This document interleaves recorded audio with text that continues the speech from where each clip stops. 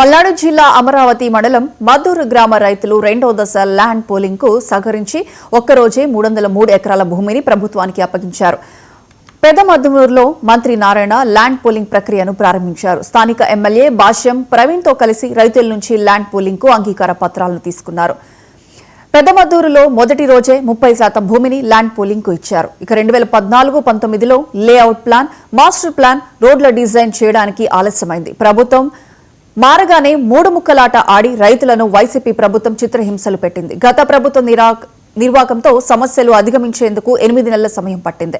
Land polling కు రైతులు స్వచ్ఛందంగా ముందుకు వస్తుండటంతో జగన్ భరించలేకపోతున్నాడని మంత్రి నారాయణ ఎద్దేవా చేశారు. రాజధాని నాశనం కావాలన్న దురాలోచనతో జగన్ దుష్ప్రచారం చేస్తున్నాడని మంత్రి ఆరోపించారు.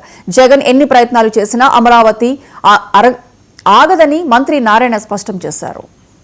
తర్వాత ఐకానిక్ టవర్స్ అవన్నీ కట్టడానికి లండన్లో ఉన్న నార్మన్ ఫాస్ట్ పార్ట్నర్స్ని తీసుకున్నాం. వాళ్ళు ప్రపంచంలో టాప్ 5లో ఒకరు. ఇవన్నీ ప్రాసెస్ అయ్యాక 2017 చివరైంది.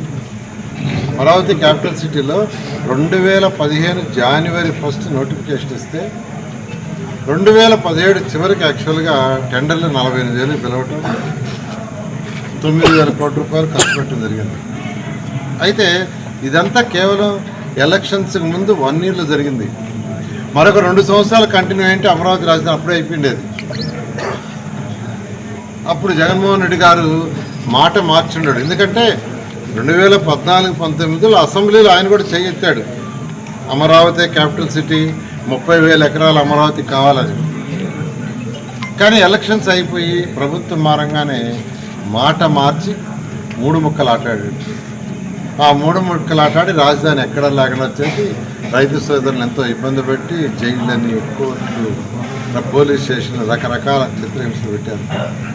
అయితే గౌరవమైన మా ముఖ్యమంత్రి గారు ఒక మాట చెప్పారు, ప్రభుత్వం రాగానే, ఎన్డీఏ ప్రభుత్వం రాగానే వెంటనే అమరావతి టేకప్ చేస్తారు.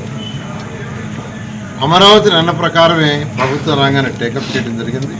అయితే అనేక సమస్యలు ఉన్నాయి, ప్రజలకు చెప్పాలి. ఆ సమస్యలు ఏంటంటే 2019కి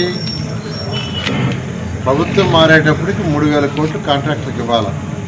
గత ప్రభుత్వం ఒక్క పైసా ఇవ్వాల. ఆఖరికి వాళ్ళు క్యాన్సిల్ చేయండి మా టెండర్లు, మేము ఇచ్చిన డిపాజిట్ ఏదైతే బ్యాంక్ గ్యారెంటీ అవి రిటర్న్ ఇవ్వండి, మేము వేరే కాంట్రాక్ట్ చేసుకుంటామంటే అది కూడా చేయాల. ఎందుకంటే ఎక్కడ క్యాన్సిల్ చేస్తే వాళ్ళు కోర్టుకు పోతే డబ్బులు ఇవ్వండి.